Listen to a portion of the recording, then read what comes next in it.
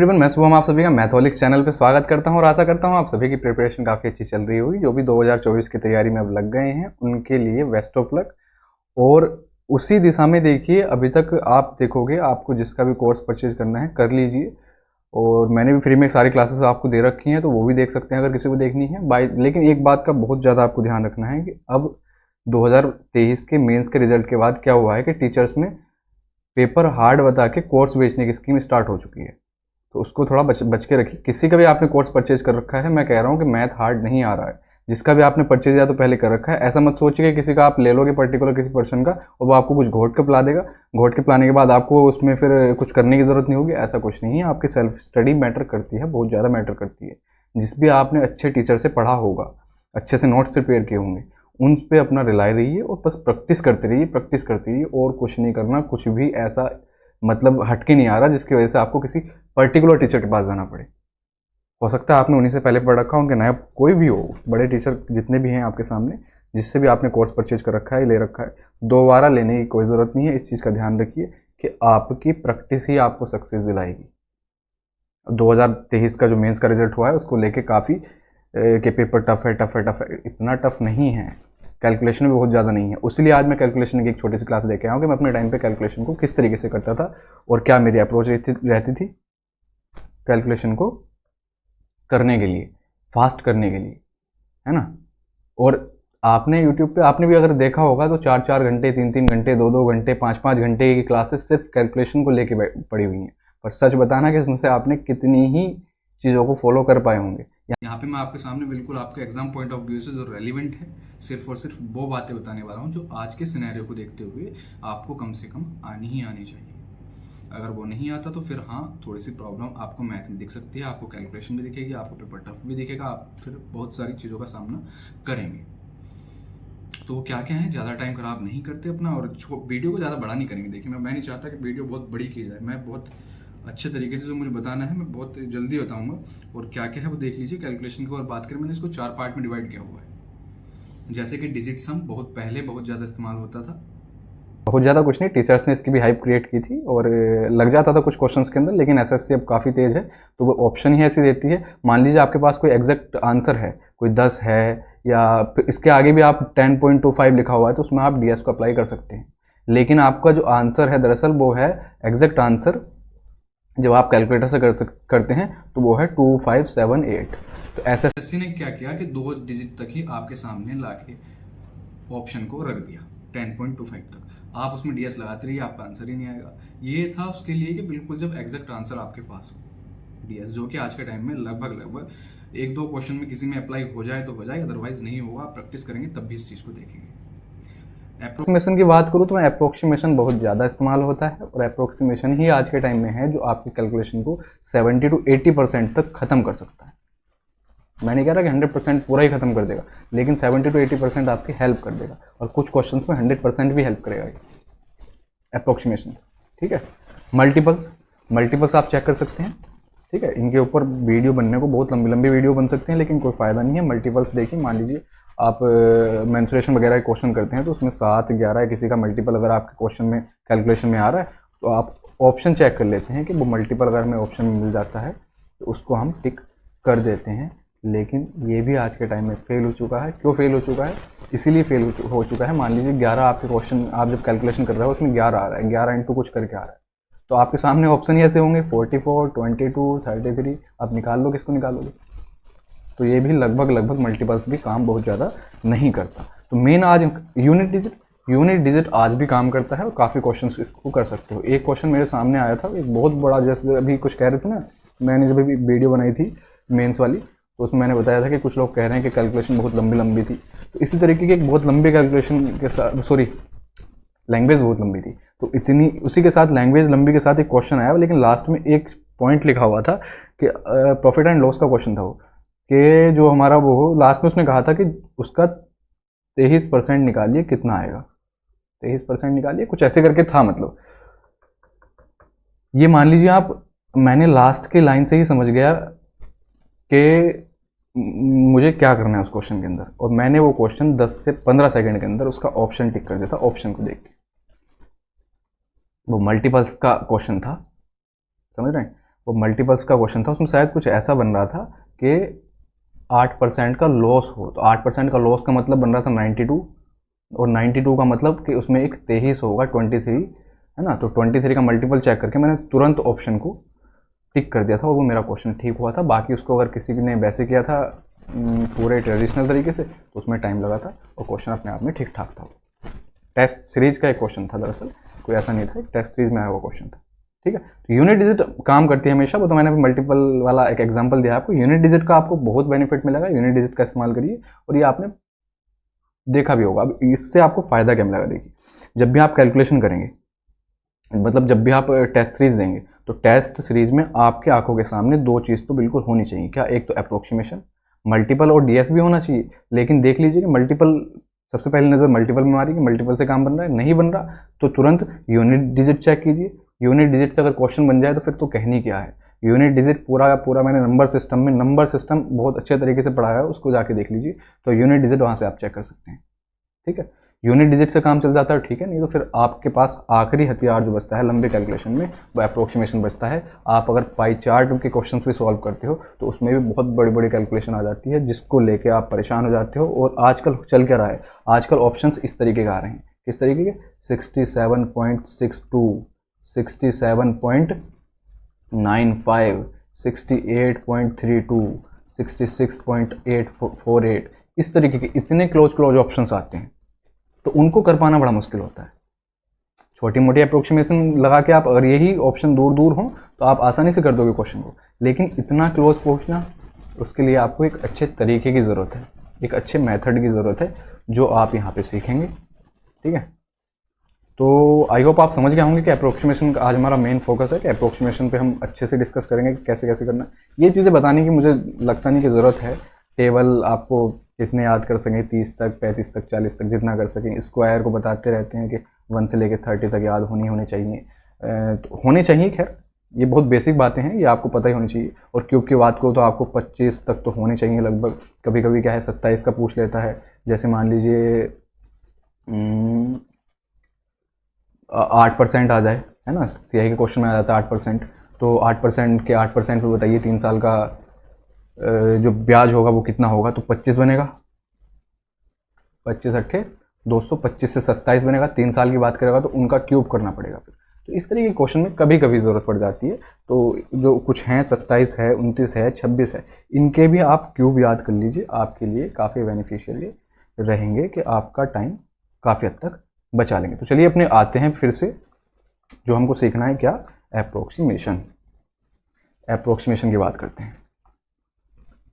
बहुत छोटी वीडियो होगी, बहुत ज़्यादा बड़ी वीडियो नहीं होगी, इसको मैं कोशिश करूँगा कि बहुत जल्दी इसको निपटा लूँ, है ना। अप्रोक्सीमेशन के दो तरीके ऐसे हैं जो आपको आने चाहिए बिल्कुल, और जिनकी हेल्प से आप कैलकुलेशन को काफ़ी कम कर पाएंगे। छोटी मोटी अप्रोक्सीमेशन को नहीं बता रहा मैं, ऐसा कुछ नहीं बता रहा कि मान लीजिए कहीं लिखा हुआ है 59/120 लिखा हुआ है, सॉरी, इसको आप कर लीजिए 119 कर लीजिए, ठीक है। एग्जैक्ट आंसर नहीं निकालना हमको, ऑप्शन थोड़े दूर दूर रखें, तो आप इसको 60 बना लीजिए, इसको आप 120 बना लीजिए, कितना आ गया, बाई 2 का मतलब होता है 0.5, तो लगभग आंसर इसके आसपास होगा। ये बहुत छोटी बात हो गई है। मैंने बताया ना कि ऑप्शंस जो आ रहे हैं वो ऑप्शंस इस तरीके के आ रहे हैं कि आप मतलब एग्जैक्ट निकालना पड़ेगा लगभग आंसर आपको।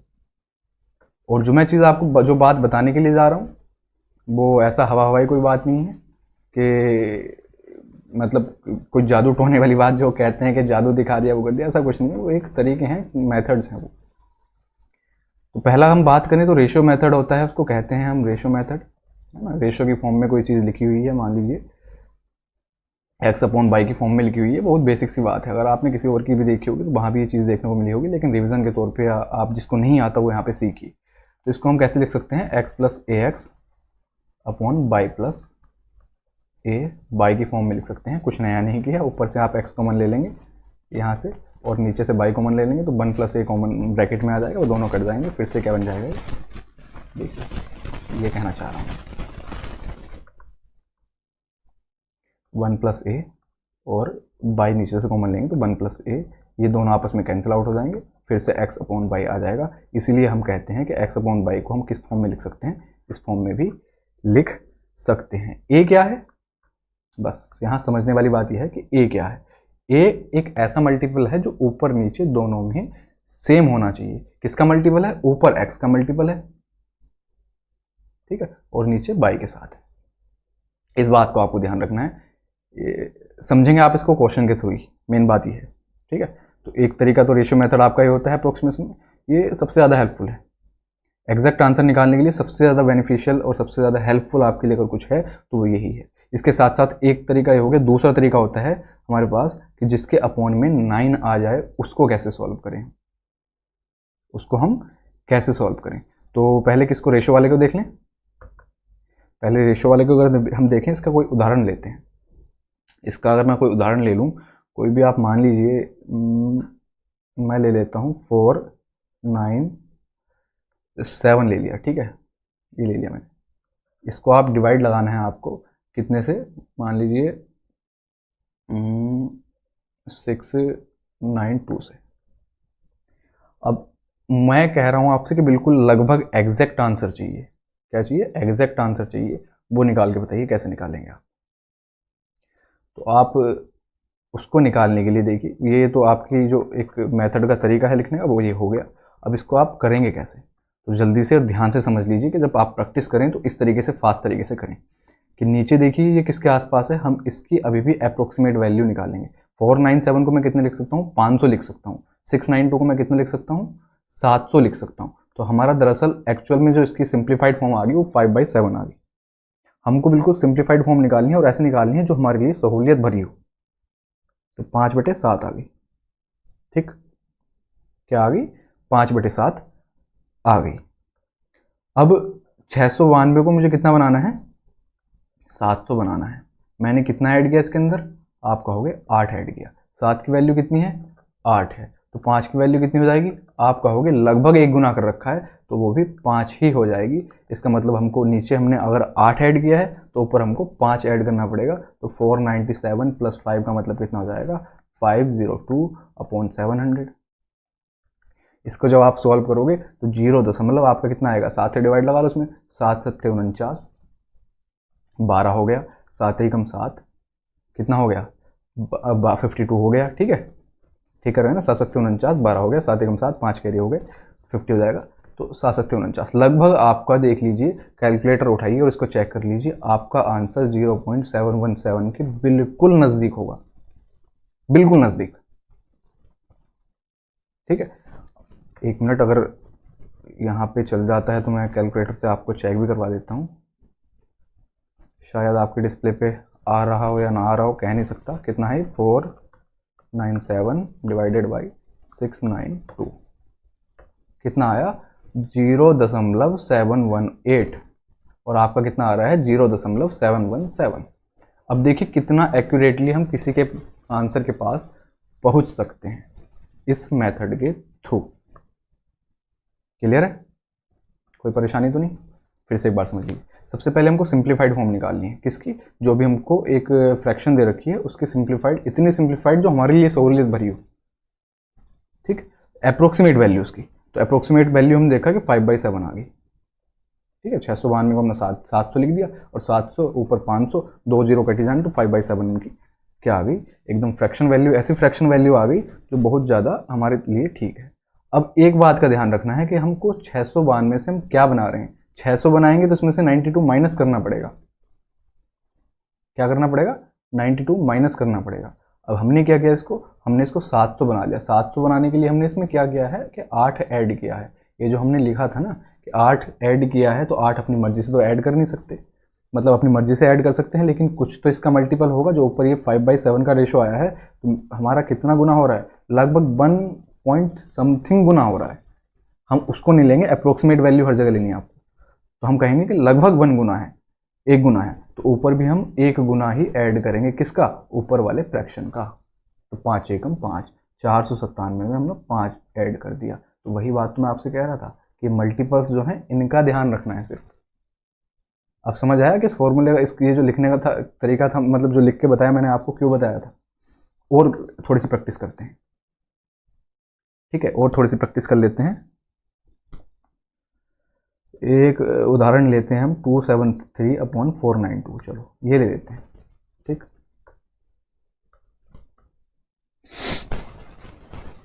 अब इसमें क्या करें, मुझे दिख रहा है, मुझे ये क्या दिख रहा है कि मैं इसकी सबसे छोटी फॉर्म क्या निकालूँ। जब आप इसकी प्रैक्टिस कर लोगे ना तो इतना टाइम नहीं लगेगा।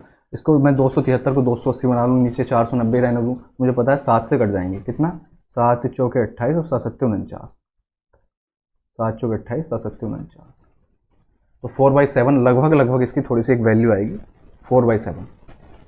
ठीक है, ये अप्रोक्सीमेट वैल्यू है। बस हमारा काम स्टार्ट हो जाना चाहिए। क्या आपके 492 को मैं कितना लिखूँ, तो आप कहोगे 492 को आप लिख लो 500। मैं कितना ऐड कर रहा हूँ इसके अंदर, तो आप कहोगे 8 ऐड कर रहा हूँ। इसको थोड़ा सा और हल्का बनाऊँ आपके लिए अगर समझने के लिए, तो मैं 492 को क्या लिख दूँ, 493 लिख दूँ अगर। ठीक है, तो मैं कितना ऐड कर रहा हूँ, 7 ऐड कर रहा हूँ। अगर 7 की वैल्यू 7 है तो 4 की वैल्यू कितनी होगी, आप कहोगे 4 ही होगी। अगर मैं नीचे 7 ऐड कर रहा हूँ तो ऊपर 4 ऐड करूँगा। 273 में जब आप 4 ऐड करेंगे तो कितना हो जाएगा, 277/500, और इसका मतलब क्या होगा, 0.5 से इसमें डिवाइड लगाइए, 5 पंजे 25, 27 हो गया, 25 2, हाँ 27 हो गया, 5 पंजे 25, 2 हो गया, और 5 चौके 20, 0.554 क्या आ जाएगा आपका आंसर लगभग आएगा। इसको भी एक बार कैलकुलेटर में आप अपना उठाइए फ़ोन और कैलकुलेटर में इसको डालिए और फिर उसके बाद चेक कीजिए कि कितना आपका आ रहा है। ठीक है, 273 मैं आपको चेक करके बता देता हूँ कितना आ रहा है। 293 कितना आ रहा है, 0.5537, और हमारा कितना आया है 0.554। कितने करीब हम पहुँच सकते हैं इस मेथड के थ्रू, समझ आ गया। तो रेशो मेथड हमारा इस तरीके से काम करता है। तो आपको यही क्वेश्चंस जो हैं बार बार जब आप इनकी प्रैक्टिस करेंगे, इसका आपको सही बताऊं बहुत ज़्यादा फायदा मिलेगा। किस किस में, पाई चार्ट में। पाई चार्ट में आपकी इस तरह की फ्रैक्शन बनती है, पाई चार्ट में आपकी इस तरह की फ्रैक्शन बन जाती है, प्रॉफिट लॉस में आपकी इस तरह की फ्रैक्शन बन जाती हैं, और CI में आपकी इस तरह की फ्रैक्शन बन जाती हैं। खूब जगह पर आपकी इस तरह की फ्रैक्शन बनती हैं, तो उनमें आप इस रेशो मेथड को अप्लाई करोगे। अभी क्या आपको थोड़ा सा लग रहा होगा ओड, लेकिन जैसे ही इसकी आप थोड़ी थोड़ी प्रैक्टिस करनी स्टार्ट कर दोगे तो आप इसको बहुत अच्छे से कर पाओगे। क्लियर है। और कुछ अगर इसके हम उदाहरण लेना चाहें कोई अगर उदाहरण लेना चाहते हैं, उसका कोई और एग्जांपल लेना चाहते हैं, तो और एक दो देख लेते हैं कोई भी। जैसे मैं ले लूँ, कितना ले लूँ, 589 ले लिया मैंने एक, और दूसरा मैं नीचे ले लूँ लगभग लगभग कितना, ये ले लिया मान लीजिए 1123। ठीक, तो सबसे पहला काम मैंने क्या कहा आपसे कि सबसे पहला काम करना है हमको इनकी एक ऐसी मतलब अप्रोक्सीमेट वैल्यू निकालनी है। 589 का मतलब है 600, और 1100 इसको मैं कह रहा हूँ 1200 कह दो डायरेक्ट, तो 600/1200 का मतलब 1/2 हो गया। अपनी सहूलियत के हिसाब से अप्रोक्सीमेट वैल्यू लेनी है लगभग उसके ना। तो 1/2 क्या है इसकी एक अप्रोक्सीमेट वैल्यू, कोई बात नहीं। अब आगे अपना प्रोसेस स्टार्ट करते हैं। 1123 को मैं क्या बना लूँ, आप कहोगे 1100 बना लो। कितना कम कर रहा हूँ, आप कहोगे 23 कम कर रहे हो। तो 2 का कितने गुना है, आप कहोगे लगभग 11 गुना है।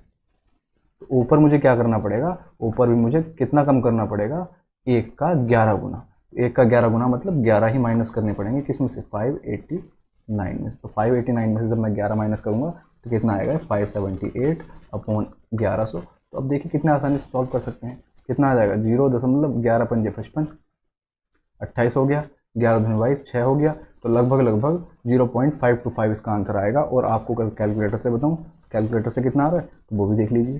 कितना था हमारा, क्या था, 589/1123, यह आ रहा है इसका 0.524।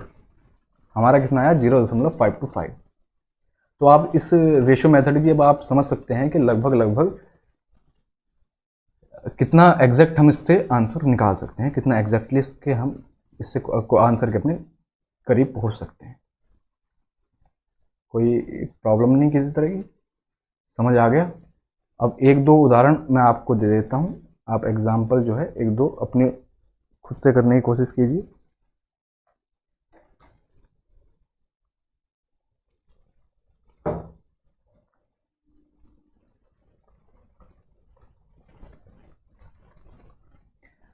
अब आपके पास होंगे उनको तो कर ही लेंगे आप, है ना। एक और प्रैक्टिस करवा देता हूँ अच्छे से, जिससे आपको कोई प्रॉब्लम ना हो, क्योंकि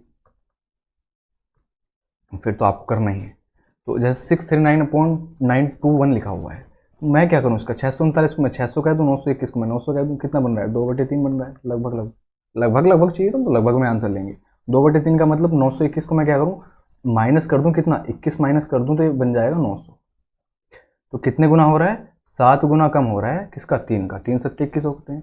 तो ऊपर मैं 2 का 7 गुना कम करूँगा, कितना 2 सत्ते 14, किसमें से 639 में से, 639 में से जब 14 कम करूँगा 625 बनेगा। 625/900 का मतलब कितना हो जाएगा 0.9 से इसमें डिवाइड लगाएंगे तो कितना 9 छंग 54 और कितना रह गया आगे 6 2 8 85 हो गया। तो 9 9 81 1 हो गया, 9 एकम 9, 0.691 इसका क्या हो जाएगा आंसर हो जाएगा। कैलकुलेटर उठा के चेक कर लीजिए, आपको एग्जैक्ट यही आंसर मिलेगा।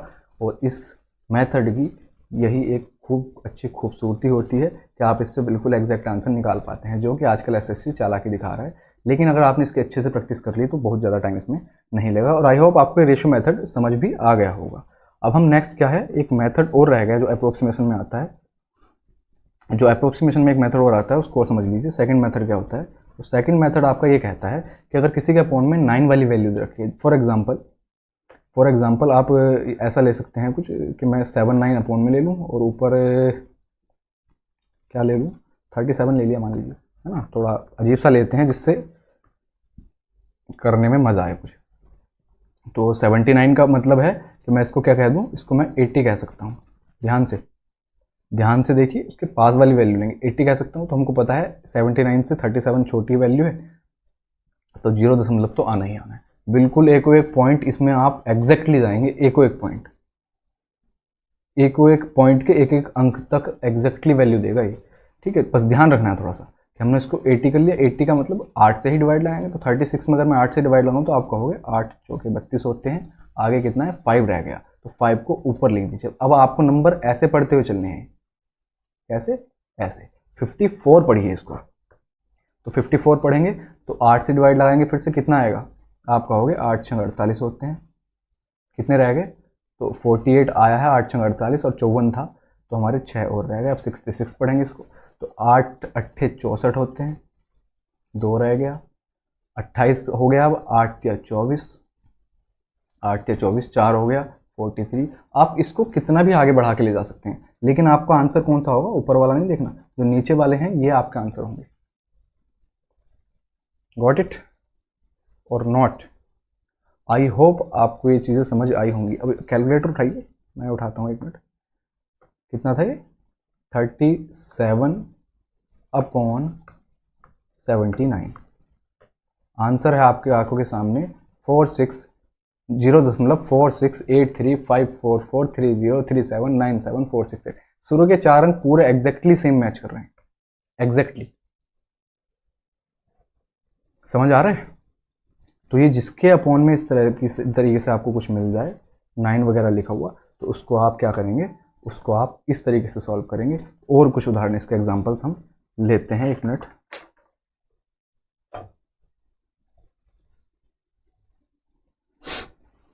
ठीक है, और कुछ ले लेते हैं, कुछ भी ले लीजिए। 79/119 कह दिया मान लीजिए।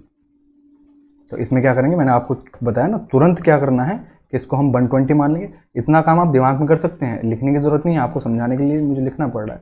तो 0 दशमलव तो आएगा ही। अब 12 से इसमें आप लगाएंगे तो कितना होगा, 12 छक 72 होते हैं। लेकिन 72 के बाद अभी कितने और रिमेनिंग बचे हुए हैं, आप कहोगे 79 है, 72 तक हमने टेबल पढ़ लिया है, 7 और बचे हैं, उसको ऊपर लिख दो। 76 हो गया, 76 में 12 से पढ़ेंगे तो 12 छंग 72। अब 46 हो गया, 46 में 12 से पढ़ेंगे तो कितना आएगा, 12 तिया 36, 10 हो गया, 10 को ऊपर लिख दो, 103 हो गया, तो 12 अट्ठे 96। और इस तरीके से आप इसको कितने भी आगे तक निकाल सकते हैं जितने अंक उसने हमसे पूछे। समझ आ गया। तो इस तरीके से हम इसको सॉल्व कर सकते हैं। ये आपका कैसे हेल्प करेगा, ये आपका अल्टीमेट तरीके से हेल्प करेगा। जैसे मान लीजिए 79 का प्रॉफिट हो रहा है आपको 119 पे, तो परसेंटेज निकालिए, इंटू 100 लगाएंगे ना, तो 100 को हटा के इतने पे ही अगर आप चेक करेंगे तो यहाँ से आपका कितना आ रहा है 6638। जिसको आप 100 से मल्टीप्लाई करेंगे तो 66.38 हो जाएगा। इतने परसेंट हो गया, एग्जैक्टली आंसर मिलेगा। क्लियर है। तो जिसके अपॉन में 9 होगा उसको आप इस तरीके से सॉल्व करेंगे, और जिसके अपॉन में 9 नहीं होगा या कोई भी नंबर दे रखा होगा उसको आप ऐसे सॉल्व करेंगे। अप्रोक्सीमेशन के ये दो बहुत बेस्ट तरीके हैं जिसको आपको अप्लाई करने हैं, ठीक है। और होते इनके भी हैं कि कैसे कैसे हम टेबल को याद करें, कैसे स्क्वायर को याद करें, कैसे क्यूब को याद करें, पर सच बता रहा हूँ कभी काम ज़्यादातर नहीं देते, कभी कभी दे देते हैं। बंद घड़ी भी दिन में 2 बार टाइम दिखाती है, उसी तरीके से ये भी काम दे देते हैं, काम आ जाते हैं, लेकिन अभी के सिनेरियो के हिसाब से ये क्वेश्चंस ये काम नहीं करते। ये दो तरीके हैं आपके अप्रोक्सीमेशन के, ये अल्टीमेट और बेस्ट तरीके हैं, इनको आप ज़रूर कीजिए और आगे प्रैक्टिस कर लीजिए इनकी बहुत अच्छे से, कि आपको कोई प्रॉब्लम किसी तरह की फेस ना करनी पड़े, ठीक है। एक उदाहरण, एक एग्जांपल और ले लेते हैं। 420/129 ले दे रखा है। अभी आपको लग रहा होगा हम न्यूमरेटर को छोटा ले रहे थे और डिनोमिनेटर को बड़ा ले रहे थे, क्या फ़र्क पड़ेगा अगर हम न्यूमरेटर को बड़ा ले लें और डिनोमिनेटर को छोटा ले लें? कुछ फ़र्क नहीं पड़ेगा। इसको हमने क्या कह दिया, 130 कह दिया, 130 कह दिया, तो इसको हमने 0 से 0 काट दिया। अब डिवाइड लगाएं 13 से हम 42 में, तो 13 या 39, उसके बाद डेसिमल आएगा, बस इतना फ़र्क पड़ना है। 13 या 39, कितने 3 कैरी बचे हैं ऊपर, सॉरी 3 बचे हैं, 3 को ऊपर लिख दीजिए, 33 हो गया। 13 दूनी 26, 26 72 हो गया। 13 से पढ़ेंगे इसमें कितना आएगा, 13 पंजे 65, 75 हो गया, फिर से 5 आ गया, ठीक है। तो इस तरीके से आप 3.255 इसका एग्जैक्ट आंसर निकाल सकते हैं, और बहुत ज़्यादा टाइम नहीं लग रहा है, फिर से समझ लीजिए। और एग्जैक्ट आंसर अगर आपको निकालना है तो इस तरीके से आप करेंगे। तो आई होप देखिए ये दोनों तरीके आपको पसंद आए होंगे और दोनों ही तरीके अच्छे से समझ आए होंगे। इनको नोट कर लीजिए, इनको कॉपी में अच्छे से नोट करके फिर अपने जो टेस्ट सीरीज वगैरह दोगे उसमें अप्लाई कीजिए। और अगर बाई चांस कुछ समझ नहीं आता तो आप मुझे टेलीग्राम पे आके मैसेज करके डिस्कस कर सकते हैं, अगर कुछ पर्सनली भी डिस्कस करना चाहते हैं, ठीक है। एसएससी के बारे में या किसी भी चीज़ के बारे में आपको कुछ भी डिस्कस करना है तो आप आके मुझसे डिस्कस कर सकते हैं। और टेलीग्राम चैनल का लिंक आपको डिस्क्रिप्शन में मिल जाएगा। व्हाट्सअप नंबर आप सभी के पास होगा, नहीं होगा तो मेरे वीडियोस वगैरह में हैं, उनको देख लीजिए। और साथ के साथ किसी भी टॉपिक पर अगर आपको कोई वीडियो चाहिए, जो मतलब आपको ऐसा लग रहा है कि कहीं पे बहुत अच्छा नहीं मिल रहा कुछ, तो बता दीजिए, मैं उसके ऊपर आपको ठीक ठाक एक वीडियो बना के दे दूँगा। अभी के सिनेरियो के हिसाब से ये चीज़ ज़रूर सीख लीजिए, ये आपके बहुत फ़ायदेमंद रहेगी। और उस चीज़ से थोड़ा बचना कि किसी के चक्कर में ज़्यादा मत फंसना, जो तैयारी खुद की चल रही है उसी से अच्छे से करते रहना। तो आई होप आपको ये सब चीज़ें क्लियर हो ही गई होंगी, और इनको मिलते हैं नेक्स्ट वीडियो में। Thank you so much.